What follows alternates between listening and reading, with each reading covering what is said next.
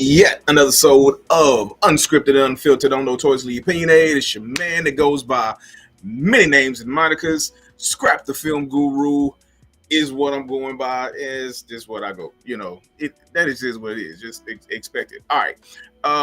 So we got a great episode for you tonight. And it is Black History Month. So if you've been a fan of the show for this whole time that I've been rocking, I've been doing this show for probably about 4 years now. It don't seem like it, but I've been doing Notoriously Opinionated for about 4 years. So if you've been rocking with me for 4 years, thank you, appreciate you. Welcome, and welcome back if you've been rocking. But if you just now start rocking with Notoriously Opinionated, welcome. And you're gonna understand during the month of February, the kid goes hard when it comes to Afrocentric topics. Got a whole bunch up here when it comes to Afrocentric topics. Why? Because I, did a whole lot of teaching in an African awareness organization, and so I retained a great deal of that knowledge that I taught and learned. So yeah, it goes down in February. So I'm gonna keep it real with you. Like there is so much that I be wanting to talk about that ain't got nothing to do with February. Like I could do 4 shows and take up an hour and not have no guests. I can go by myself and just do history. It'll just be a history lesson. It'll be an hour-long history lesson that I can go. I can go, and it'll be an hour-long history lesson that I could do every single week for the whole month of February and still not crack the surface at all, about the accomplishments that Black people have made, right? I've done it before, so don't test me. So here's the thing. There's a lot that I really wanted to talk about, but I think I kind of settled on a few things, and there's a little bit that I really want to read because this kind of pissed me off, and it goes into what matter of fact, I wonder if I can share my screen. It goes into, man, I'm about to try some stuff.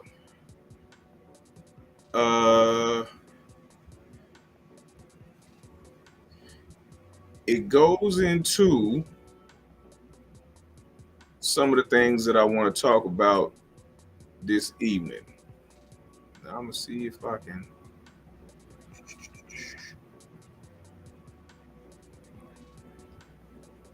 Blam. Yeah.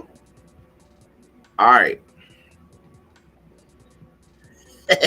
Never did that before. All right. So I don't know if any of you have heard of Human Talk You, right? But apparently Black folk can't have nothing, without your I don't even know if it's money grubbing because they wasn't making no money from it, But here's the thing, and say it with me, kids. We should have known. Black people create something beautiful, something uplifting, something meant only for us. And before we can even settle in, here comes the sabotage. Call it a glitch in the system, call it a hack, call it what it is. A pattern as old as America itself. TikTok University was more than just a TikTok trend. It was a movement, a digital HBCU built on love, nostalgia, and the radical act of self-education. It became a sanctuary of free knowledge. Let me say that again. I'm going to say this one for the people in the back. It became a sanctuary of free knowledge, a space where Black professors and experts taught courses on everything from Black history to financial literacy to mental health. It was an open classroom for the people. Now pay attention to these next 3 words. no tuition required. Let me say that again for the people in the like way in the back.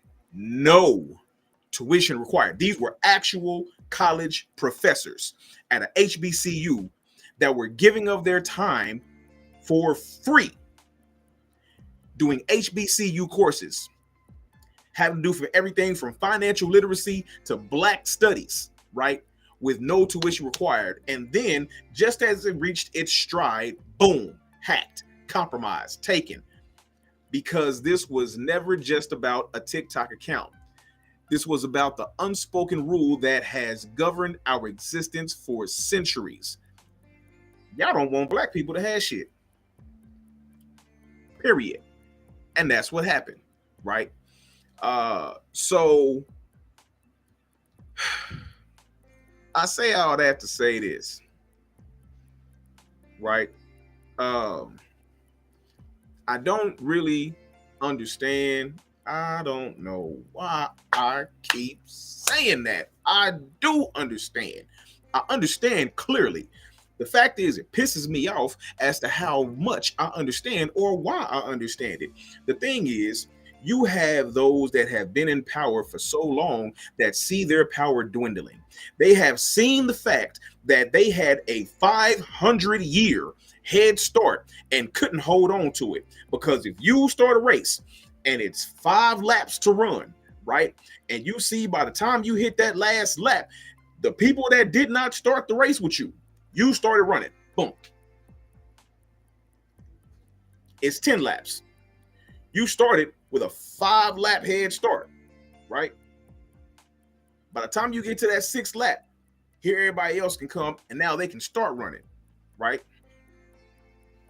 By the time you reach the finish line, you should be 5 laps ahead. You should have won by 5 laps because you had a 5-lap head start, right?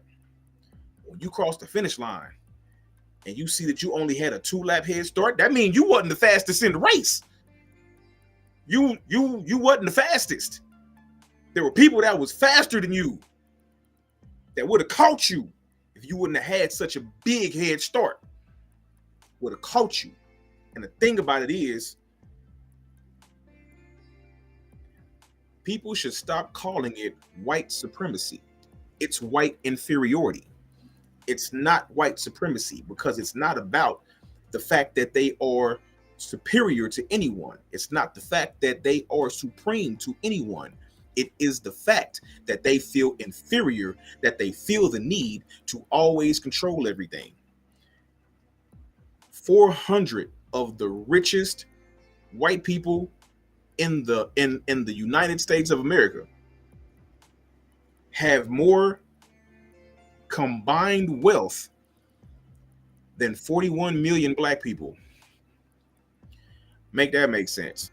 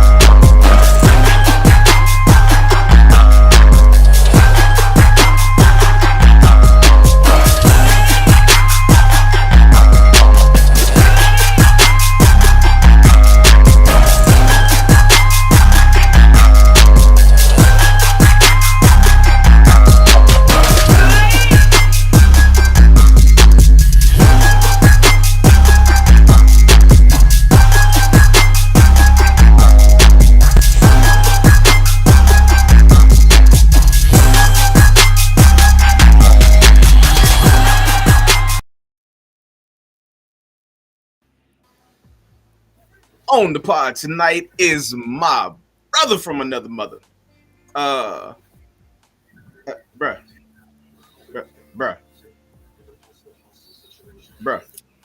Oh, yeah.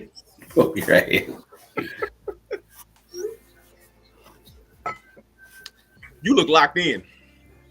Like, you looked all the way locked in on whatever you was locked in on.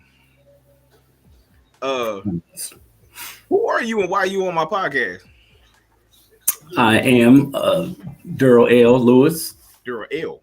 Yes, BKA Hollywood, aka Ndugu Mustafa Keita Nkosi Daryl Lamont 2x to the third power, Come on which now, you. means Yeah, thank you. Come on. You can't. which means I am a brother who has been chosen to be a ruler and a warrior in the liberation struggle for my people and all people. I'm twice as good as I was yesterday, but not as good as I'll be tomorrow, 3 times over. That part. There it is. That part. To the third power, mental, physical, spiritual. See, you can't leave none of it out. You can't leave none of it out. I almost got it memorized. I'm gonna switch it up. All right, so um, you heard my intro. Have you heard about the? Have you heard of TikTok? You?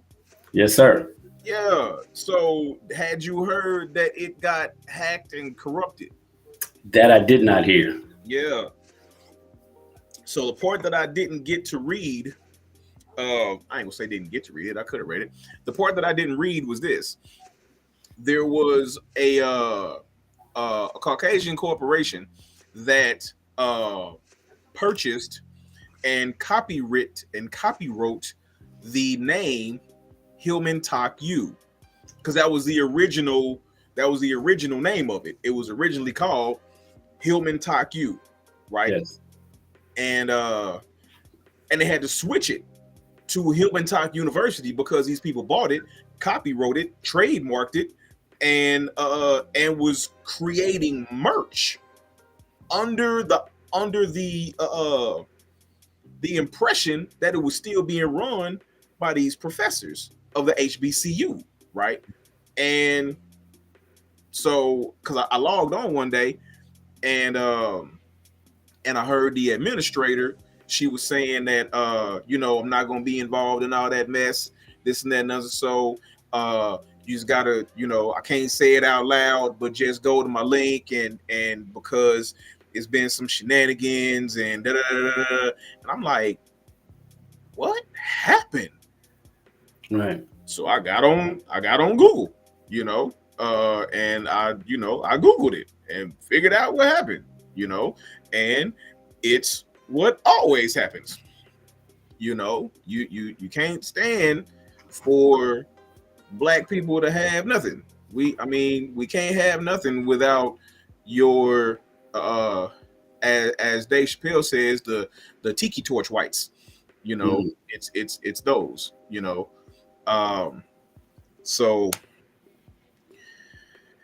so they had to switch it. I mean, they still doing it, and God bless them sisters, you know what I'm saying? Like, cause they doing their thing, and because they doing financial literacy, they doing black studies, they doing investments, showing people how to invest their money. So man, shout out to them sisters that's down there doing that the Hillman Talk U. And if you ain't up on it, get up on it, look it up. And if it's something that you may want to delve into, hop on and see if because they got like it's a whole college course, it's a whole HBCU course, and it's free. It's online. It's free. It's no tuition. So all you gotta do is go sign up for whatever course that you're looking for. But it's a real college course, so don't get it twisted. They got homework and the whole hook. So please don't get it twisted. Like you just about to go on there like it's some mail away course, and you can just it ain't that. I was quite impressed. Ditto. So how you feeling today, brother? How's it going? How's your day been?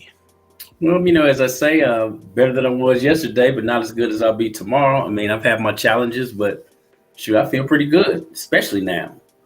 This hour. Yeah. Yeah. Don't mention, I don't want to hear nothing to come out your mouth that sound like shoe. I don't want to hear boo. I don't want to hear crew or Lou. What about new? Not even new. You can't say nothing to sound like shoe. I respect you. You sound like shoe. Oh, okay. My bad.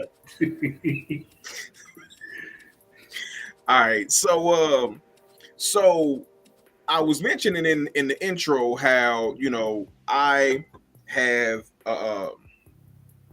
taught classes in AAO, and but you also taught, and you were one of my early teachers.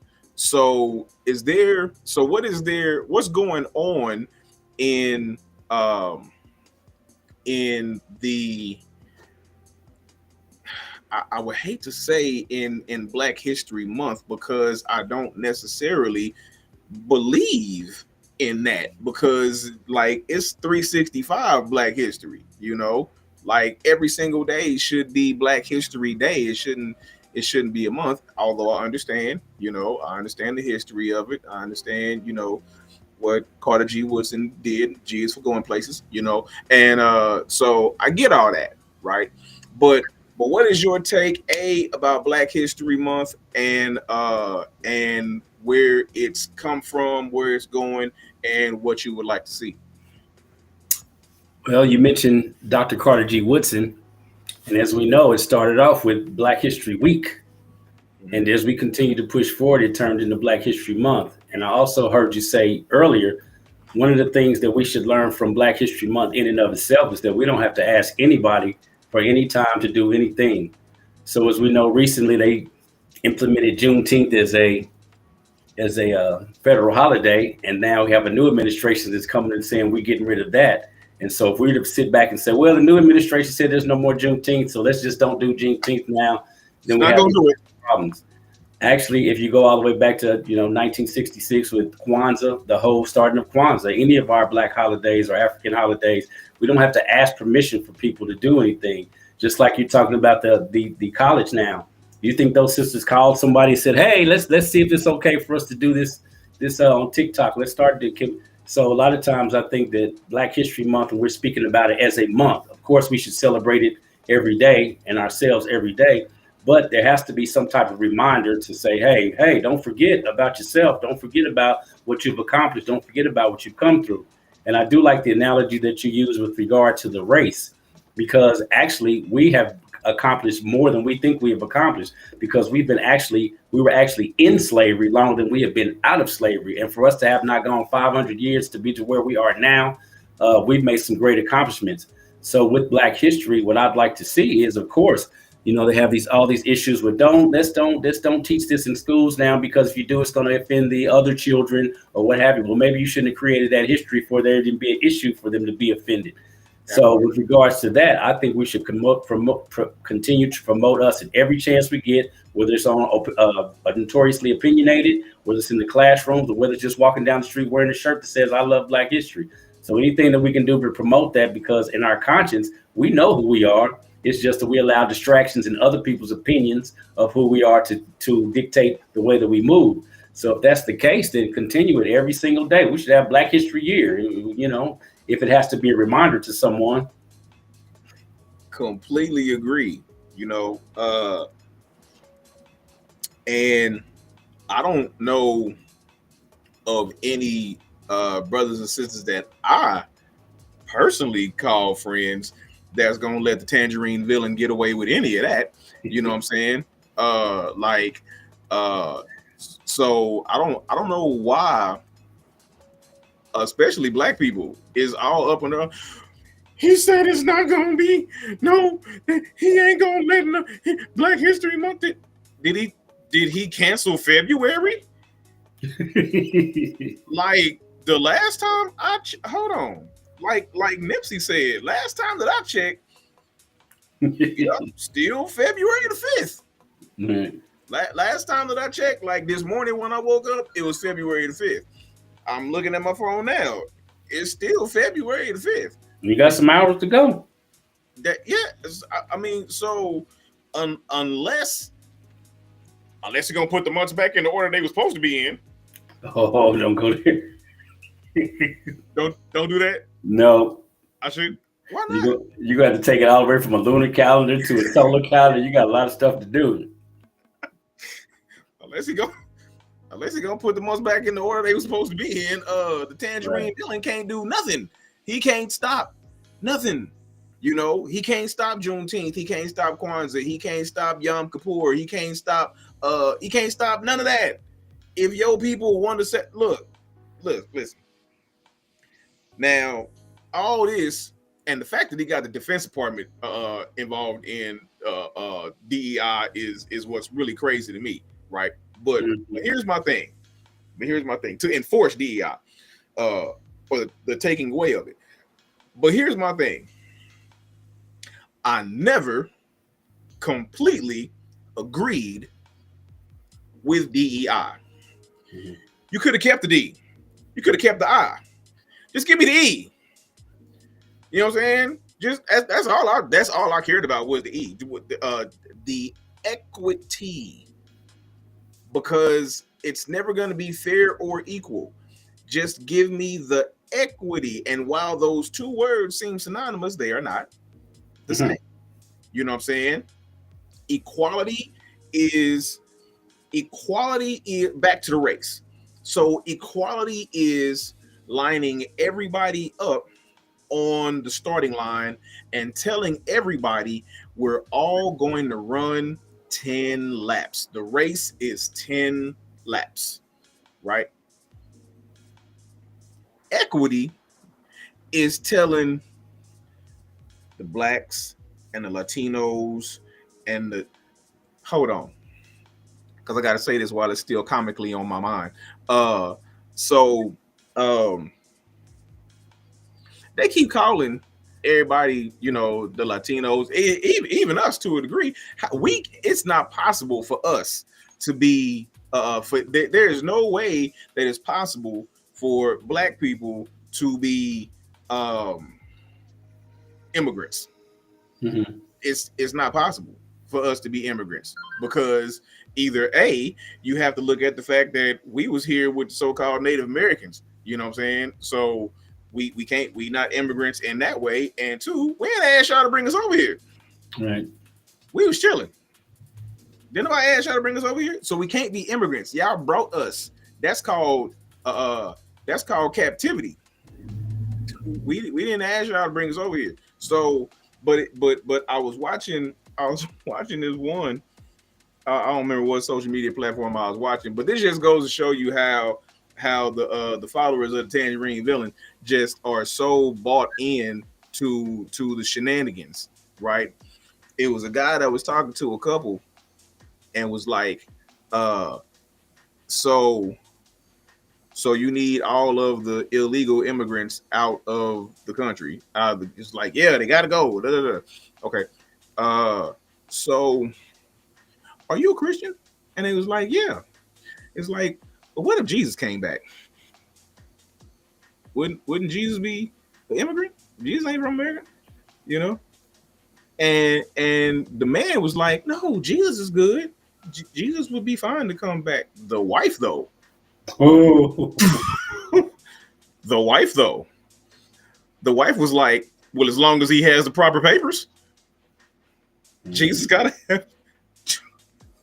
Oh, hold up. So you telling me you're not gonna let Jesus in the country? Wow. He really got your head screwed up. Like, Jesus can't even stay in this country. You gonna call ICE on Jesus? That's Equality. Crazy. So rules are rules. Rules are rules.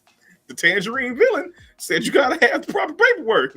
You gotta get your green card, Jesus. You know, that's crazy. So he got people's heads screwed up for real, right?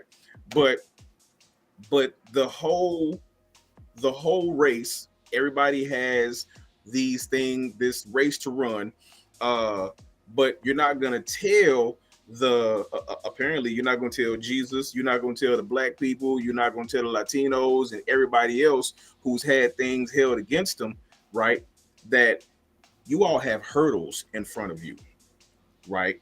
Your 10 laps is not a straight 10 laps like everybody else, right? So it's like, shut up and realize it was a joke. and it wasn't, matter of fact, it wasn't even a joke. I'm dead ass serious. That's what they said. Anyway, so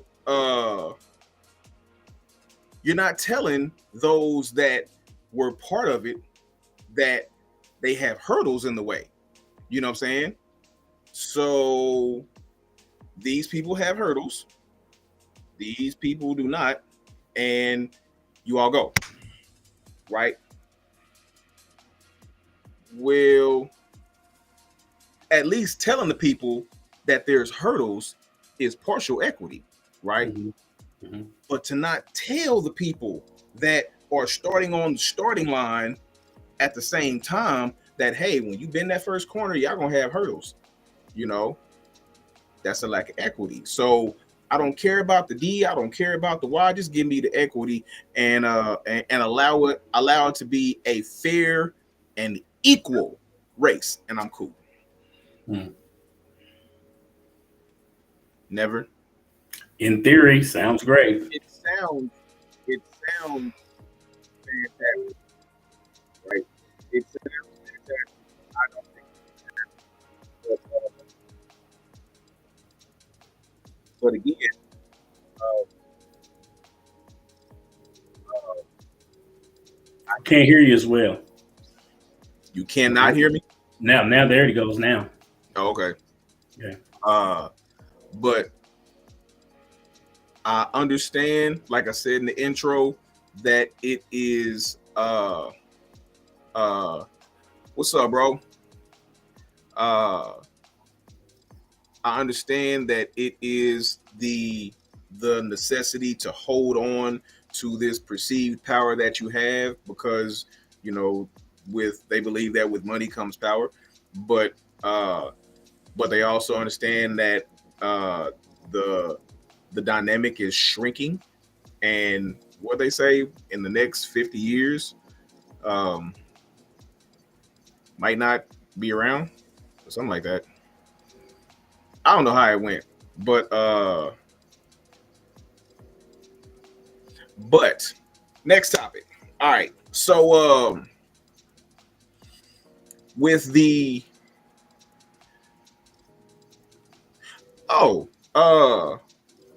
so I came across it. So I like looking up people who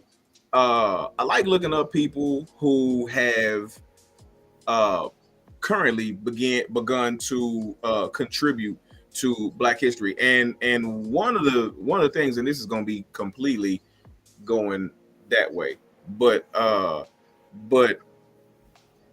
like some of the lesser known people that are talked about, we all talk about Carter G. Woodson, we talk about Martin Luther King Jr. and Malcolm X, and everybody know. So there was last year we did a Black History program, right?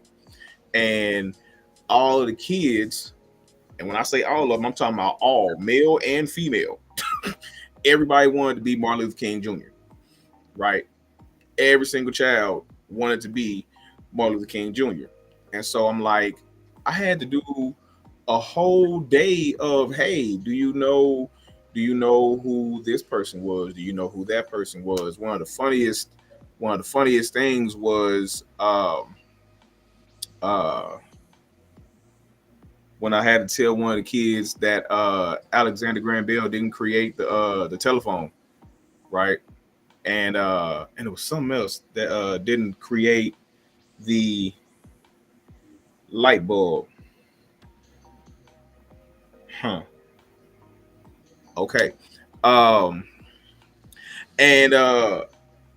so when I'm telling him, he didn't believe me. And so I'm like, okay, we'll Google it. And he Googles it. And when he reads it, he's like, they've been telling me lies this whole time. They've been lying to me.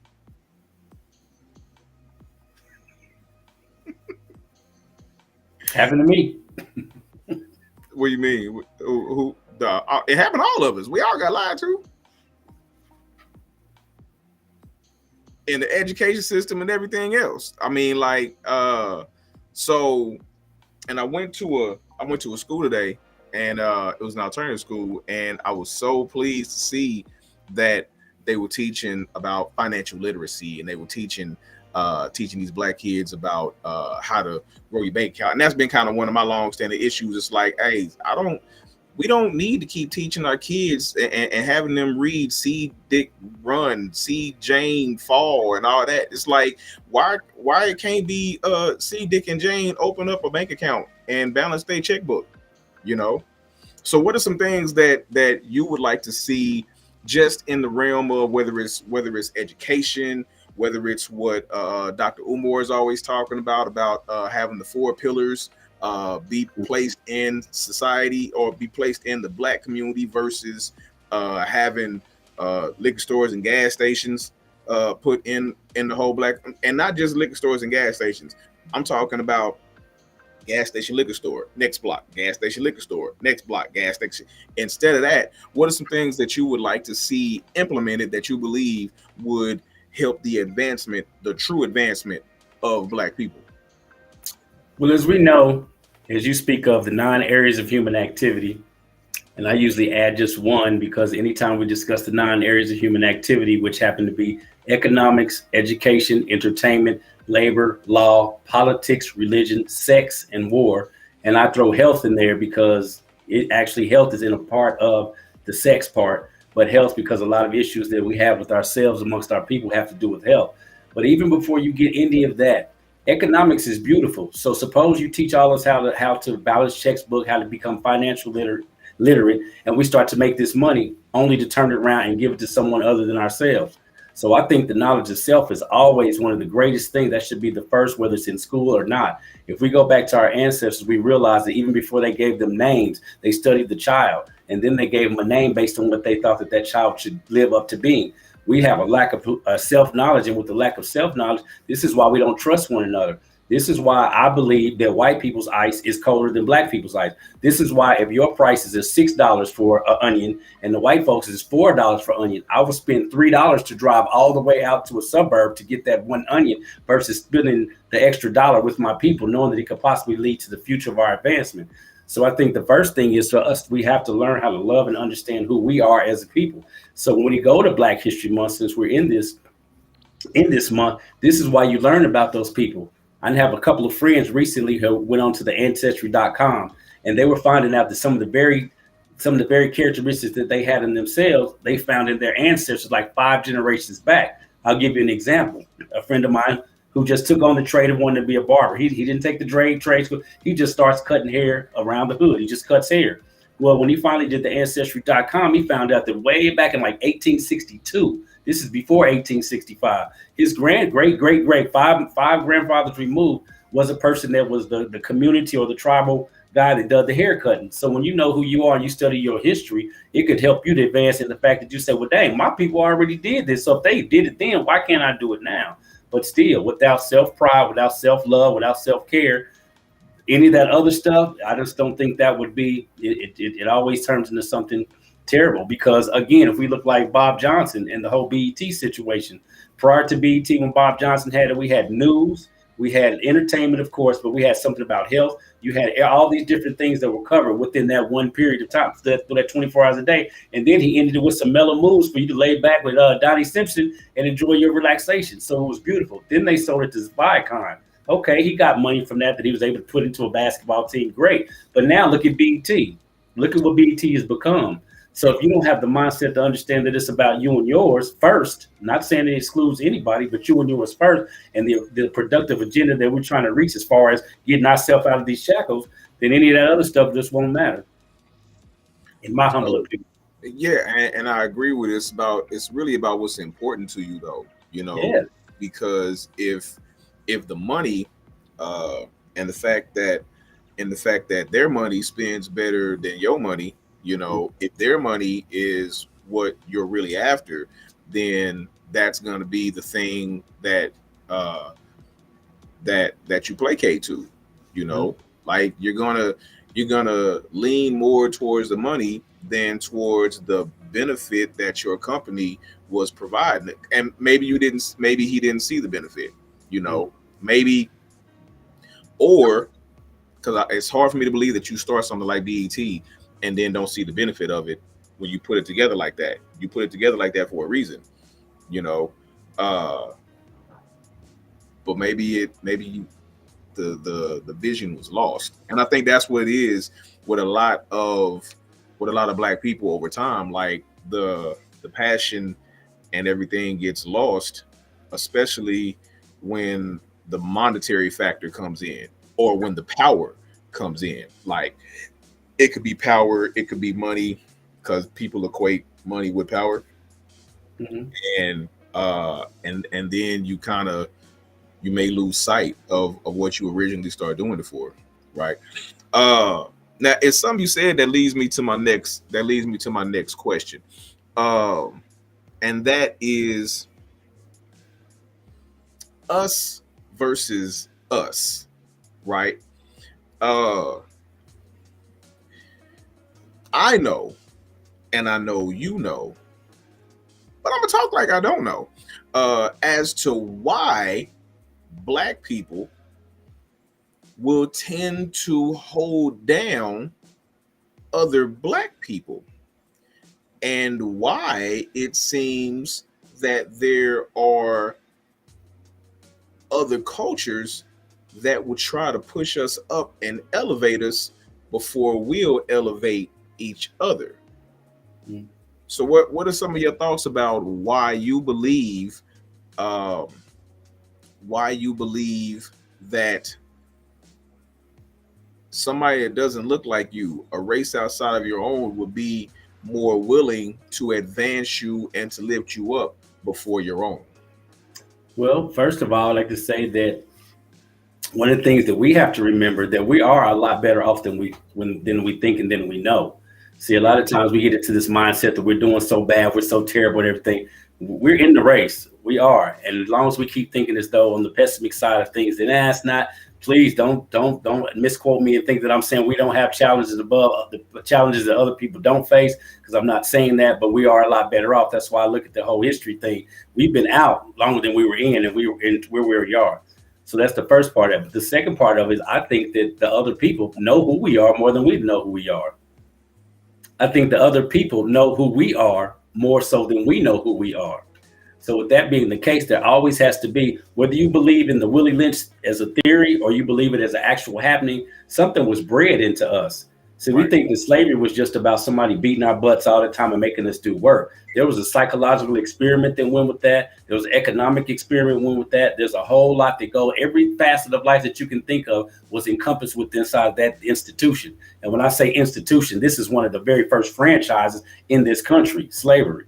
So with Mhm. that being the case, if you don't really truly, again, back to knowing who you are, if you don't truly understand what your people were about, then you'll just accept anything. Well, these other people know. They know about the rulership. They know about the knowledge. They understand and know. If you want to Google this as well, because I can't really pronounce the brother's name, but this whole internet system, if it wasn't for an African man, a brother of ours, we wouldn't have it. And I can't say we wouldn't have it. They would have probably stolen it from somewhere else later on and got it. But the advancement of technology and everything is predicated on a lot of the work that we did. But you don't see that on television when you're talking about Bill Gates, you talking about Steve Jobs and those type of people. If it wasn't for these brothers putting these chips together, we would have never had what we had. So I assume that the best thing for us to do is to remember again where we came from, and the reason the others do is because they know. They know. Just because we don't know don't mean other people know. I mean, it don't take all year to see God in somebody. Right. And I mean, and that's where we get Sankofa from, you know. Exactly.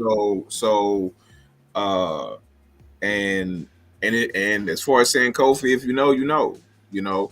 Mm. But it's like um but like you said, whether you believe that the Willie Lynch syndrome is a theory or was real, it was not about breaking the body. It Mm. wasn't about breaking the body. It was about breaking the mind. If you can get these people's minds, you can control them for 1,000 years, right? And that's what happened. And you still got black people that think that they are inferior, that think that they are less, because their minds are still broken, because they still have uh post-traumatic slave syndrome. Exactly.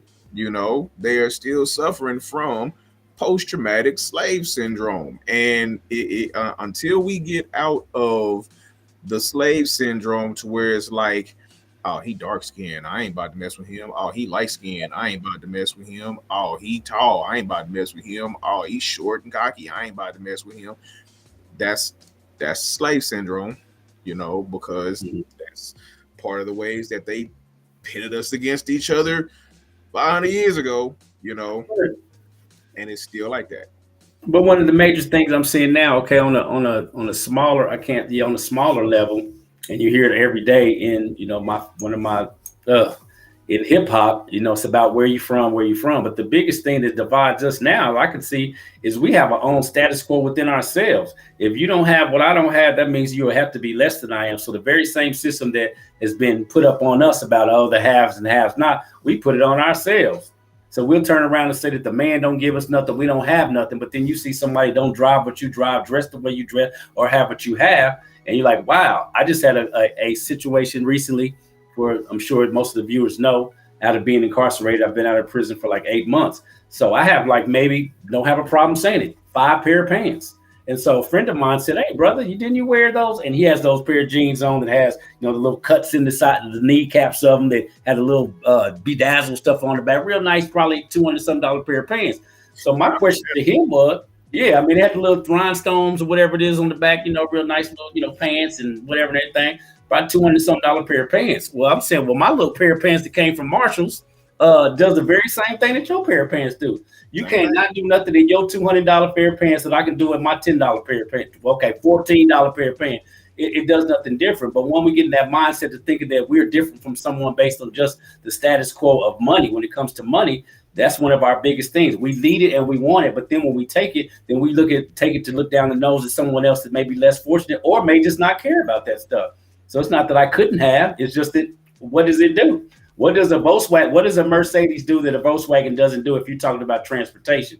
I'm not talking about armrests and rest and all that, but transportation. So we have to have, like you said earlier, economics is a mentality. It's not just about having money. It's about a whole economic thing. And one of the very first economic systems that we know of on this planet was against in the Nile Valley, when they were taking buckets of water to build a specific thing, and everybody, that was economical. We're trying to find a way to move this from there efficiently, and they used the community in order to build that. So again, if we don't get back to the stop cutting each other off and putting their own willy lynch on each other, how can you turn around and be fussing at somebody else for doing you the same way? And the crazy thing, and I'm glad you mentioned that Nile Valley and the system that they had, because the system that was going on in the Nile Valley, I don't know how Henry Ford got credit for that. Oh my goodness, I did How did not know that. how did Henry Ford get credit for the assembly line?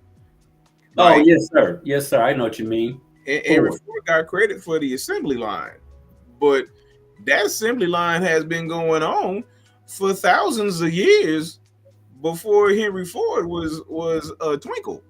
Before Henry Ford, people was even on the planet. How about that? So I mean, but it's amazing how discovery happens. You know what I'm saying? Like, invention happens. Like, oh, we discovered America. For who? Not even for who, but like before who? You know what I'm saying? Yeah. It's like, you hold on. So they telling these people that was already there that we discovered it.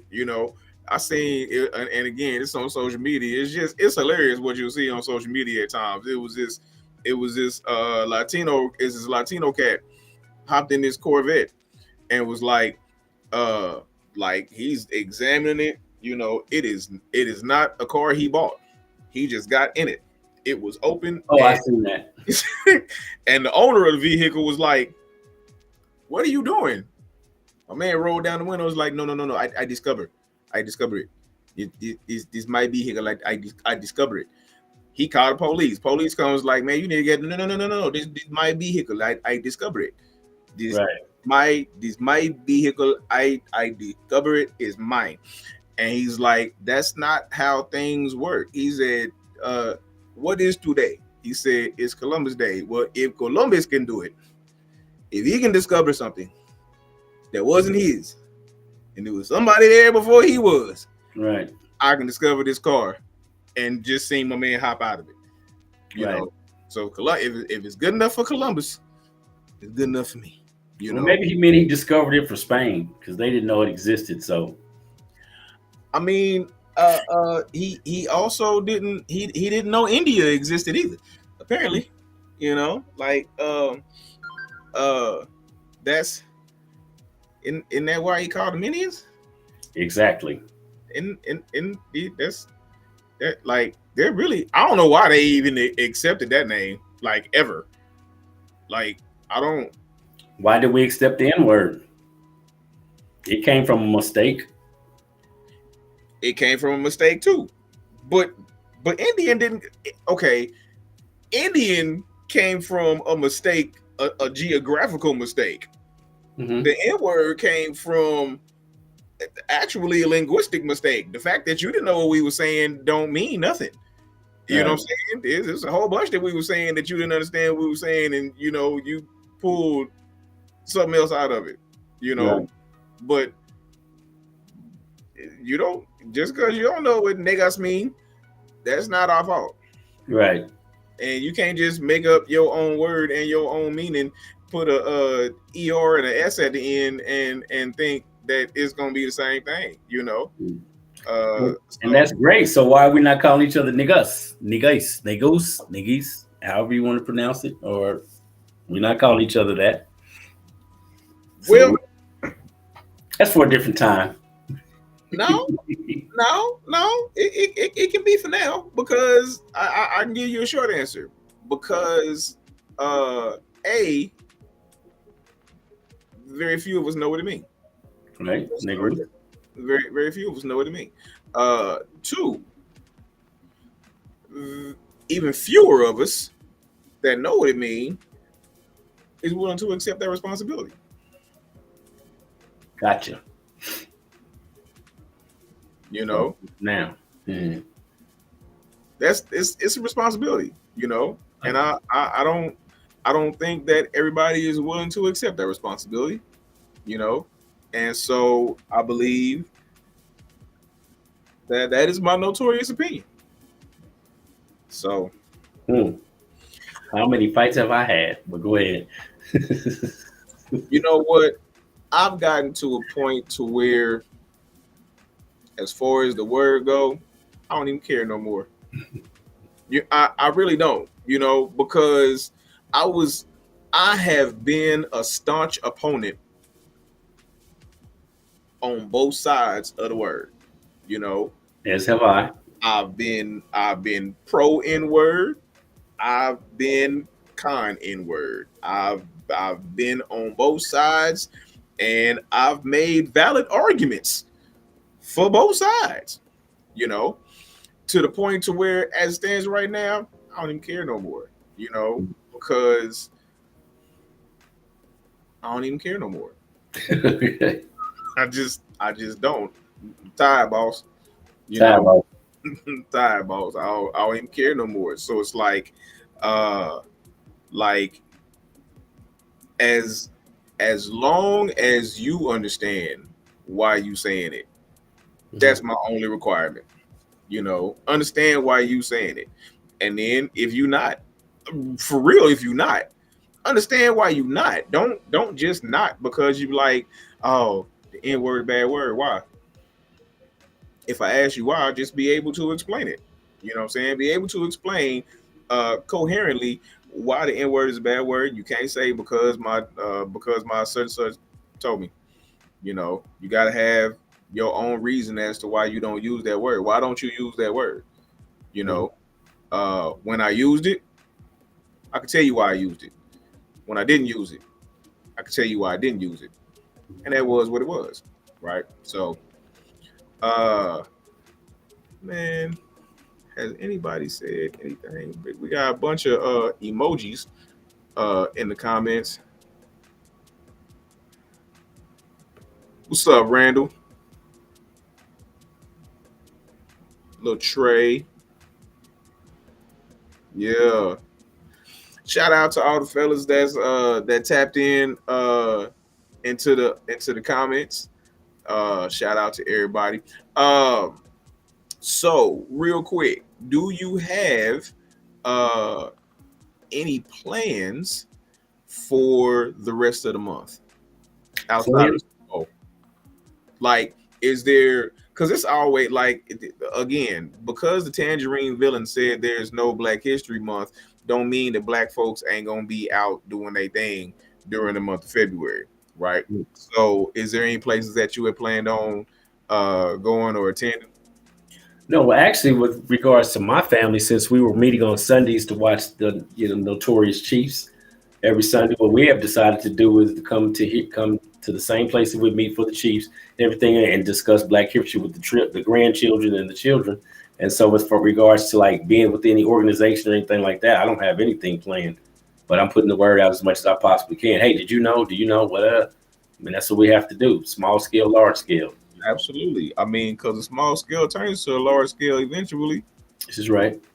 Uh, okay. Uh, speaking of those Kansas City Chiefs. Uh, Uh-oh. speaking of them. You say y'all watching Super Bowl at the crib? This is correct. Okay. I will not be. Uh, I believe that. and it's gonna be fun wherever I go. So, I can't wait for that. But you said something earlier, and I'm gonna preface this show. I'm not certain whether it's going to be next week on the 12th or the following week on the 19th, but one of those next two shows is going to be a plethora of hip hop and R&B artists that I know that I'm pulling on the show, and we are going to talk about the culture of hip hop and R&B and the black community, and what, if any, and this is just one of the topics, but what, if any, responsibility do you feel you have with your music towards the black community, especially the youth of the black community? Like, do you feel like you have a responsibility? For example, like the the whole Kendrick and Drake beef was cute at first, you know what I'm saying? And then from my understanding, and I don't know this, I haven't researched it because honestly, I don't, you know, I hate to say I don't care, you know what I'm saying? But it's just not my thing, you know. But I'm hearing that people was getting seriously injured and dying over this Kendrick and Drake beef. And I'm Mhm. like, really? Why? You know, I I'm really not. And so, but it's like it always has been. It's the lyrics. And I'll say I've been on both sides of this argument too, that that lyrics versus lyrics do or do not influence youth, right? But I know doggone well Scarface influenced me, you know. So I can't. Don't I, believe that song. Go ahead. I Sorry. man, it was worse than that. It was the I other was one. there. I was there. So yeah. So yeah. Let me add something to that. Uh-huh. So on the award ceremony that was recent, they had recently where Kendrick Lamar got up there and accepted awards. Hmm. So I just saw a Kendrick Lamar accepting awards. But they have, of course, social media breaking down all of the things on his attire that were shots against Canada and of course Drake.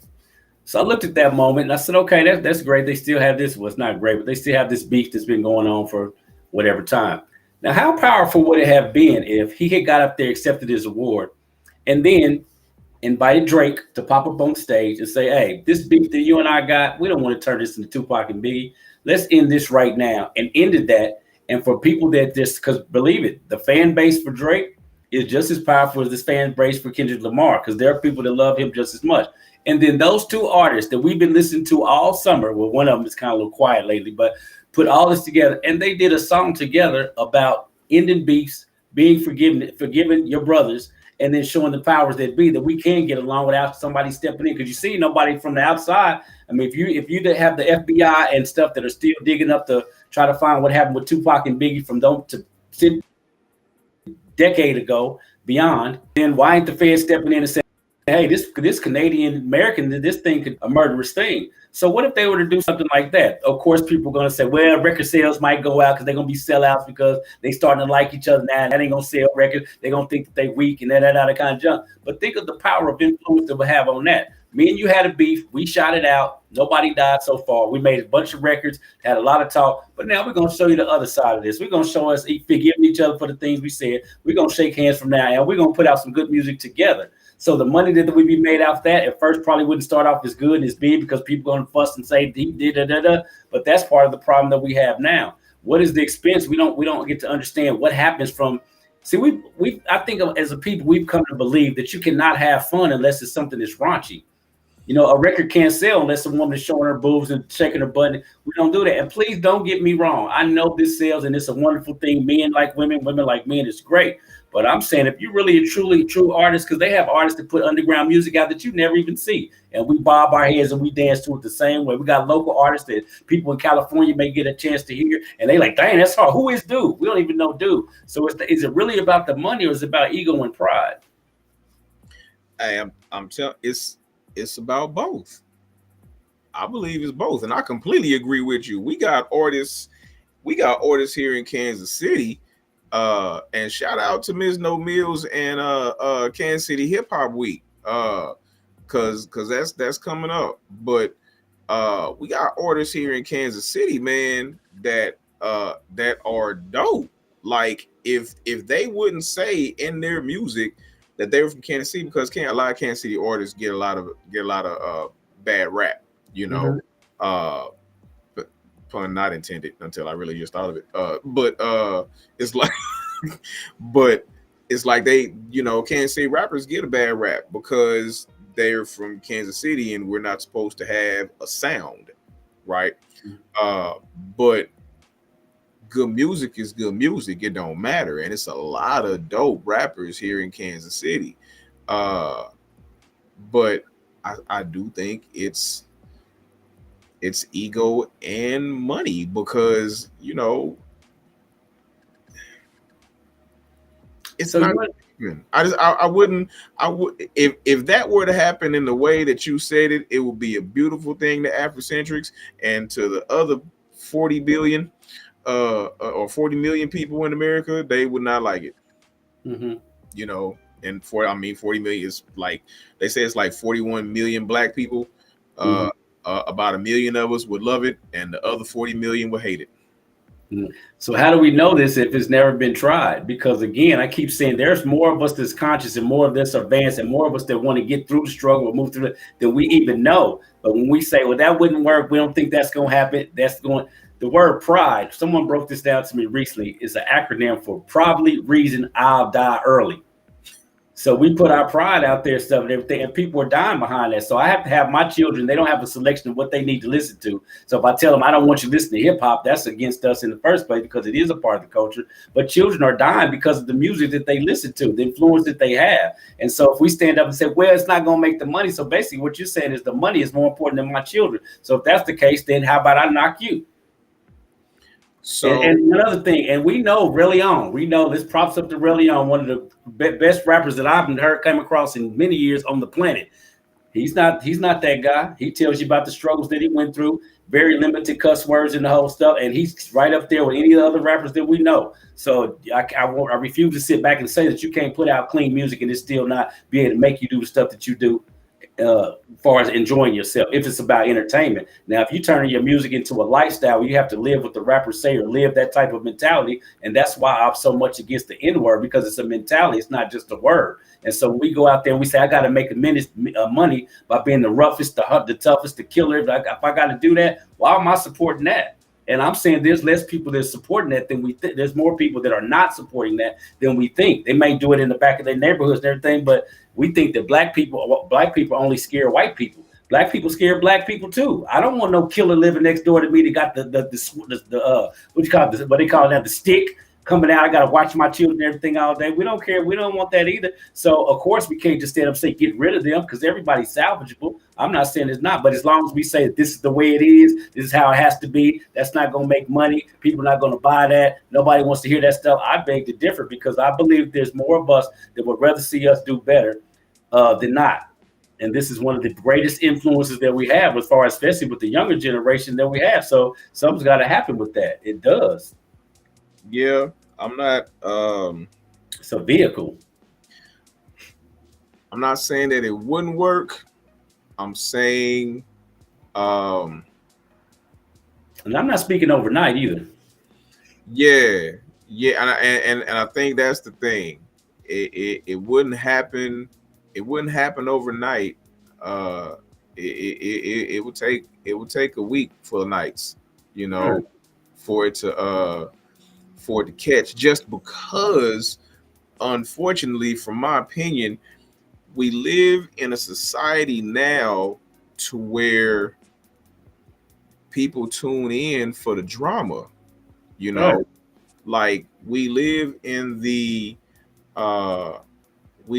in the reality TV era to where if the girls ain't slapping each other and they not fighting and the dudes ain't huffing and puffing it in everybody's face, then I don't want to watch that. It's not dramatic enough, you know.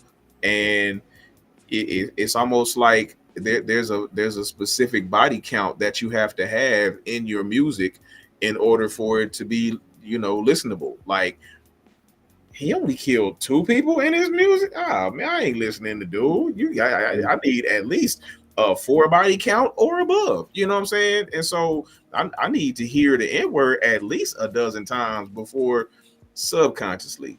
Clearly, it's not consciously, but it's like the the subconscious is saying this is what I want, this is what I need, like you said, because of the ego, but from what I know, as having been off the porch for quite some time, it's the ones that uh it's the ones that got off the porch late that feel the need to prove themselves to be the toughest, you know, and so I gotta listen to the hardest music.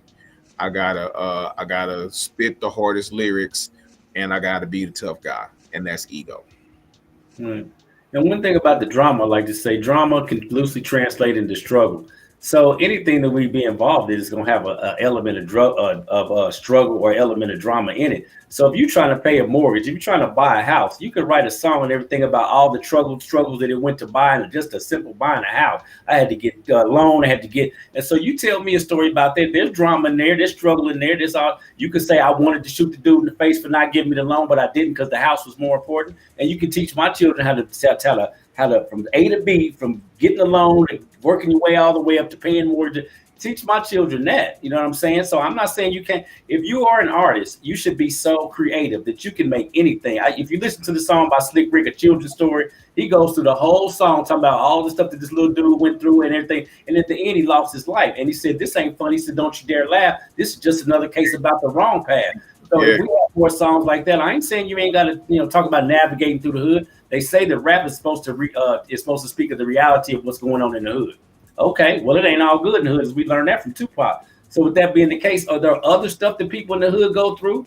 So I think now we starting to equate blackness. You're more black, or you're more, that guy by the more trials and tribulations that you have that you don't overcome. So I'm saying, so tell me a story, a success story, and all that. There it is. I mean, it can be done. And like I said, if you know anything about hip hop, starting from the beginnings of it all the way back to Rapper's Delight, if there was a period of time when it was all good, feel good music, where we loved all the, everything was great as a culture, putting it together wonderful, and then it switched somewhere in the mid '80s, in that era, I won't say names, it switched and it went into what somebody else deemed gangster rap, and then it turned. So if it switched from good to, I don't want to say bad, but it went from good from one phase to another phase, and then it can switch back to the good phase again, or the better phase, I should say. My opinion again. However, also when you're talking about just the genres of so-called gangster rap, you had hyphy music at one time, you had this, so you always got these different sections of it. We just have to make sure that we get more of the other stuff out as well as we do, the so-called negative stuff. People Well, do die. and I agree with that. And at the same time, you can still talk about the struggle. You know what I'm saying? You can still talk about the struggle, but do everybody gotta die? Like, I mean, I understand what the murder totals are in Kansas City nowadays, That is right? that. But do I have to hear the story of how all 180 some of them died? You know, I don't need to hear about every murder story, and neither do the never mind. Right. So I don't need to hear about all that. You know, I saw a short film today. Excellent short film shot by some guys in Kansas City.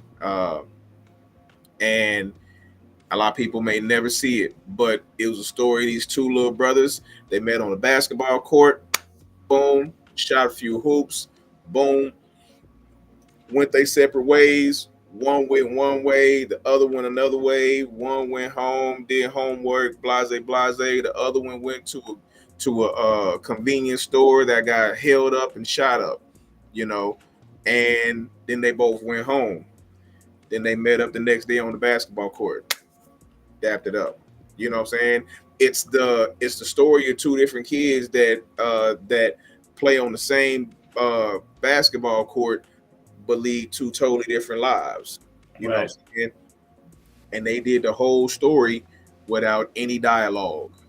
You know what I'm saying? It was like a 5 minute short film. There was absolutely no dialogue. The only dialogue that was in the whole movie was, "All right, this is robbery. Everybody put they bah, bah, bah, bah, bah," and that's all you heard. You know what I'm saying? You didn't even see it. You just heard it. You know, and so uh, it could be like that. You know, I just don't. I I'm don't just know. saying promote more of it. We just need to promote more of it. That's it. Because I love hip hop as a culture. Hey man, hey, hold on, Santa Claus, because I listen to classical music, so let's not do that. let's not let's not categorize. let's let's not do that because I listen to classical music because it's calming, But because there's good music and there's bad music, and that's kind of my opinion about it. I don't think the music is bad. I'm saying like just in general, Right. I believe that. I mean, because you got all these different kinds and genres and music, and I got it's good music to me, and there's bad music to me. I don't there's, and I'm not even classifying good and bad in the like if it's too gangster or not gangster enough. It's bad if it's too gangster. It's bad if it's not. I'm not even doing that. You Mhm. know, but like you said about Slick Rick's children's story, that is a classic, and it has stood the test of time. There's people that like myself. I know every word to that song still to this day. I heard it today. I'm just saying, I know and so it's a classic. But a lot of these songs that these cats is riding around killing and dying to and for, you ain't gonna remember the lyrics next year. Mm. You know, nobody. They So might. to so to take this back, this is the reason why when you ask the question about what could be done with far as regards to Black History Month and the direction or what have you. I mean, again, knowledge itself can never be. When you look at the pyramids and you go back to the temples of Kemet before it was called Egypt or whatever, it says, "Man, know thyself." Man, know thyself. And again, the more that we understood ourselves, it would give you more lyrics to rap about. It would give you more stuff to talk about. If somebody defines your heroes and your leaders, then they can define the direction in which you go. Somebody has told us this is all that you amount to and this is all that you're about. And when it comes to the money chase game, of course, there's going to be some bias that comes with that because violent money in a capitalist society is very important. You must have it. So I'm not going against that. And I'm not even saying working into a system that really is going to probably take your money, charge you higher on the interest rates and all that kind of stuff. I'm not saying any of that is not a struggle. I'm just saying to it, when you put profits before people, this is the reason why we have the situation that we have. One quick thing, me being out of prison for 8 months and being gone from Kansas City, Missouri for over 35 years. For me to leave this, in the 70s, I saw the communities where we had Black-owned businesses. We had everything right on 39th Street where I was born and raised. You had the barbershop, the doctor's office. We had a doctor named Dr. Crocker. Everything that you needed was there. So, of course, with the civil rights movement and Dr. King's ideology of segregation or whatever, we know the whole story. People got to moving out and moving away from each other. For me to come back to my city and see that there are Hispanics and Indian people that have more in this city than anybody else, it's a travesty to me. So I sit back and I'm like, dang, look at all of them, and no disrespect to anybody that's doing what they're doing. But how do we go from having the largest percentage of the population in Kansas City, Missouri, to owning damn near everything in Kansas City, Missouri, when it was a chocolate city, so we don't have nothing? We got a mom and pop stop here. We have Gates and Sons still. We have this stuff like that. But then you look around it, if you go Southwest Boulevard, every store, when I left the city, Kansas City, Missouri, the West Side, Southwest Boulevard, that area, that's where the Mexicans were. They own everything from here to Raytown, from there to Raytown. So is it their fault? Is it the Indians' fault that they come into this country and they live together and do that? Is it that? So again, a lot of times when you say knowledge of self, that means you have to take responsibility for yourself. And when you look at the word self, it's not only talking about you as an individual, it's talking about as a collective. We have an individual responsibility to our own personal selves and our family. We also have a collective responsibility. Other people know that, and we do know that, but other people, like you said about the pushing up of others, some people don't want you to know who you are because they know that if you understood who you exactly were, then they may have, and it necessarily wouldn't be problems for them, but still, we need which is why we were stripped from who we really were from the beginning. We have to take away their culture. We have to take away their religion. We have to take away their identity. We have to take away their names, and we're going to give you this. So unfortunately, from the time these kids are born, they've been indoctrinated into this society, and it takes somebody conscious to say, okay, well, it's not this. And it's like Elsie said, you have to be able to see value in this other person that looks just like you, and if you never see value in this other being that looks like you, if all you want to do, pull them down, bring them down, and never want to lift them up, then you're never gonna see the value in that person, Mm-hmm. So I completely agree with that. But that's the upcoming show. So I'm gonna do that with the R&B artists and the rappers. It's gonna be some local rappers that you may be familiar with, some local R&B artists that you may be familiar with, and if you're not familiar with them, get hip to them when you see them. And by local, I don't just mean just all Kansas City. It's gonna be some people that's not from Kansas City that's gonna be on the show. So not hip to them, get hip to them. But as always, I appreciate. Hey, you got any shout outs, any shameless plugs that you wanna? I don't even know what that means. You don't know what a shameless plug. Shameless plug, like anything you might got going on that you just wanna like. I just want to plug my phone. My phone is so nice and it's so good, and I made it, and this is my phone. Like anything, like you got have you wrote a book, that you got a poem that you want to like anything? Well, actually, I've been working recently with a organization called Decarcerate KC. They're kind of like 2 years in the making, everything, but they've been protesting this taxation on this new city jail. People are paying money to put people in jail. So if you build a jail, and you put taxes on the jail, you're gonna want to put some people in the jail. And so with all this going on with this new administration, everything, brothers and sisters need to wake up because they will set traps. I mean, traps and have you sent in this new jail. Why we gonna have it if we ain't gonna use it? So, be very mindful of that when you're in those Kansas City streets. My father used to tell me, and this is not a way to influence anybody's thinking, but even when you're doing crime, you got to think. So just be careful when you're out in the streets because they're building a place right now, right over there for us to go, for people to be, put people. So with that being the case, I'm working with that. I also recently did an interview with KU, Kansas University, about reentry from, reentry into society from prison. So we'll see how that goes. Been working with, of course, Gross Ministries and Brother Lonnie Johnson. So pretty much I'm staying active as I possibly can. But another thing that I want to add is we need to make sure, too, that maybe one day you'll do a podcast or do a session on mental health. Mental health is a very serious problem. I mean, with amongst us, because again, we hear this and it sounds cliche. A lot of times we don't want to, talk to anybody about what's going on with us because sometimes we either can't express it the way that we want to express it, or we see that it's so deep. We don't want to know. I don't want to put on medication. I don't want people to know I'm talking to some therapist, but sometimes you got to, need each other. I just saw a thing on TikTok quickly too. There was a brother who takes 2 lighters. Have you seen this? He lights these 2 lighters, and he doesn't speak the whole time. He has no words. He lights 2 lighters. Then he takes one of the lighters and he puts it inside of a clear jar, see-through jar, and he pours water in there. Then he pulls that light out of the water. He tries to flick it. It doesn't light. But then he lights the other lighter and takes it. Boom! They both light together. So you don't have to blow out somebody's candle for your light to be able to shine. They can both shine together, and we just not to know that we can shine together. So mental health sometimes is a very serious issue, and if you don't have someone that you can speak to and work to help you heal some of your issues, because we got them. Trauma is a very serious thing. Being in the streets is traumatic. We know this. Being in prison is traumatic.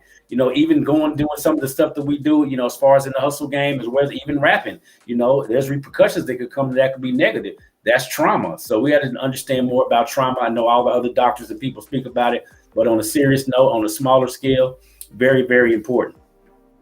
Awareness. I can absolutely do a mental health awareness show because especially in, like you said, in the Black community, a lot of this stuff has been taboo for forever.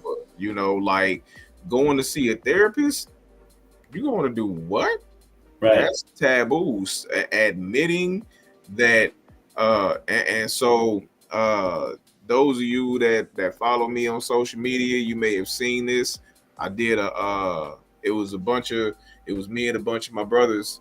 We were just out kicking it, and I took my camera and we did a video called Dear Black Man. Mm-hmm, Right. mm-hmm. And it was basically Dear Black Man, it's okay to, I remember. So and then everybody just filled in the blank, so let me see what your Dear Black Man is. Dear Black Man, it's okay to know that it's okay not to be okay. That's what I said. Why are you still? What? Hold up, I ain't stolen that. I said that's what I said. Oh, okay. It's okay not to be okay. It's okay not to be okay. Like that's literally what I said. Yeah. And it's okay not to be okay. So it's okay to love. How about that? I don't switch it up now. I already stole my answer. No, I stole it, so I'm giving that one back to you, and I'm gonna add to that. It's okay to love. I don't want it back. It's okay to be loved. What if I don't want it back? Okay, then give me 2.